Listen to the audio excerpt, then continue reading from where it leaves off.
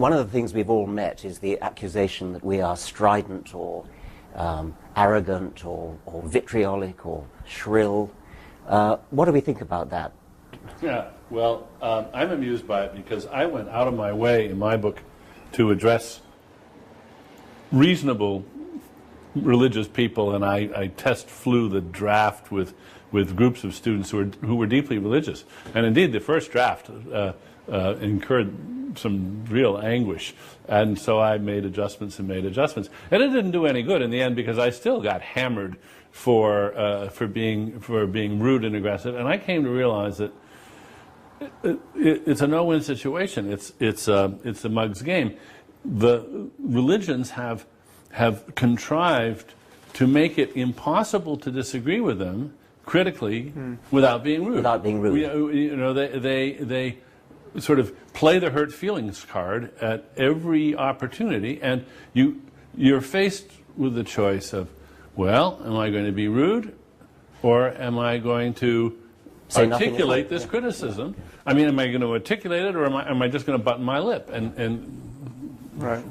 Well, that's what it is to trespass a taboo. I think we're all encountering the fact that religion is held off the table of rational criticism in some kind of formal way, even by, we're discovering, our fellow secularists and our fellow atheists. You know, just leave people to their own superstition, even if it's abject and causing harm, and don't look too closely at it. Now that was, of course, the point of the title of my book, is there is this spell and we got to break it. But if the charge of offensiveness in general is to be allowed in public discourse, then without self-pity, I think we should say that we too can be offended and insulted. I mean, I'm not just in disagreement when someone like Tariq Ramadan, accepted now at the high tables of Oxford University as a spokesman, says the most he'll demand when it comes to the stoning of women is a moratorium on it. I find that profoundly much more than annoying. Right. Yeah. Insulting, not only insulting, but actually threatening.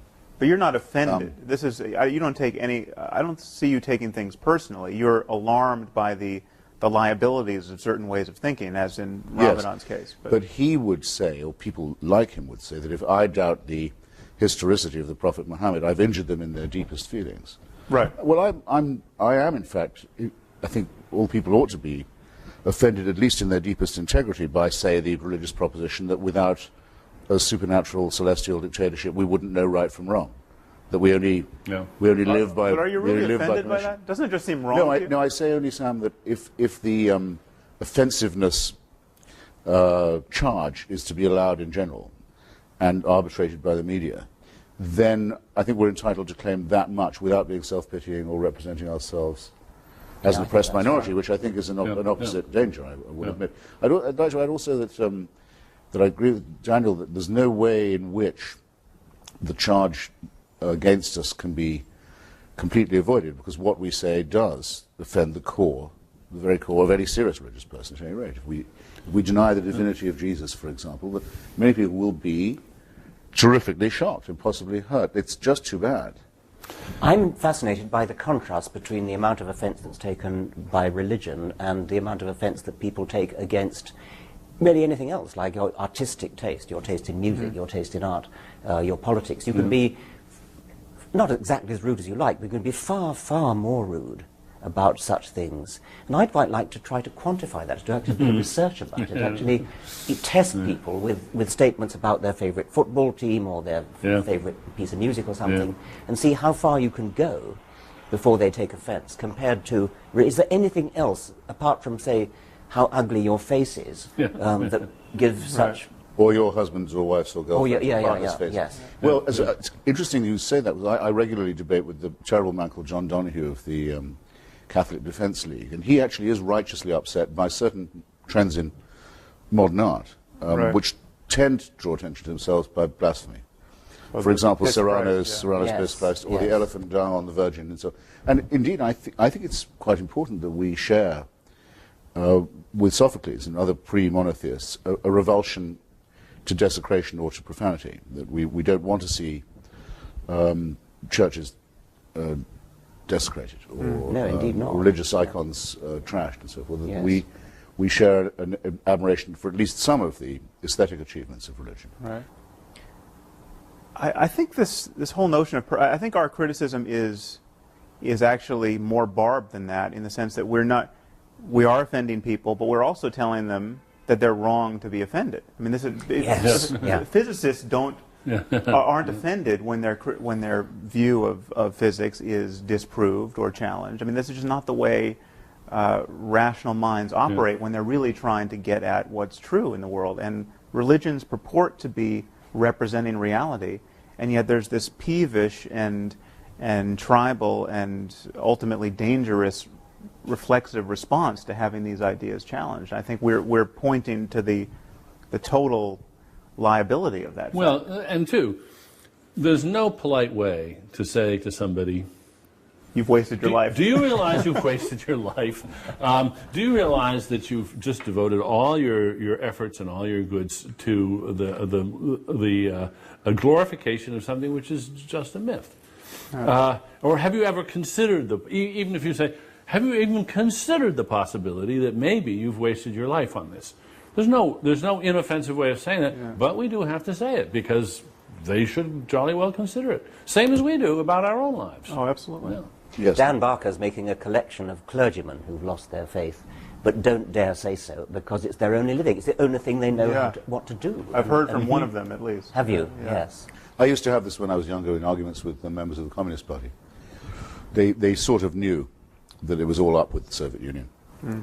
Many of them had suffered a lot and sacrificed a great deal and struggled, manfully to keep what they thought was the great ideal alive. Their mainspring had broken, but they couldn't give it up because it would involve a similar concession. Right. But that certainly, if anyone said to me, how could you say that to them about the Soviet Union? Didn't you know you were going to really make them cry and hurt their feelings? I said, don't be ridiculous. Don't be absurd. But it's I find it, in many cases, almost an exactly analogous argument. When people tell me I'm being rude and vicious and terribly aggressive in a way that I should, I say, well, if I were saying these things about the pharmaceutical industry or the oil interests, would it be rude? Would it be off limits? No. Of course it wouldn't. Right. Well, I want religion to be treated just the way we treat the pharmaceuticals and the oil industry. I'm not against pharmaceutical companies. I'm against some of the things they do, but I just want to put religions on the same page with them. Including denying them tax exemption. Yeah. Yes. Yeah. And, or in the English case, state subsidy. I'm curious how religion acquired this charmed status that it has compared to any of these other things. I mean, somehow we've all bought into it, whether we're religious or not. And that some historical process has led to this immunization of religion against, well, this hyper offense taking that religion is allowed to take. And what's particularly amusing to me, finally, at first it infuriated me, but now I'm amused, is they've managed to enlist legions of non-religious people who take offense on their behalf. And how? In fact, yes. the most vicious reviews of my book have been by people who are not themselves religious, but they're terribly afraid of hurting the feelings of the people that are religious, and they chastise me worse than anybody Exactly who's my actually experience. religious. Exactly my experience. And I think so. One of you pointed out how condescending that view is. That Yes. It's as though it's like the idea of penitentiaries. I mean, other people need them. That That's we right. must keep these people safely in their midst. Yes. Well, I think there's one answer to that question, which may illuminate a difference or at least a difference that I have with I think maybe all three of you. There's something about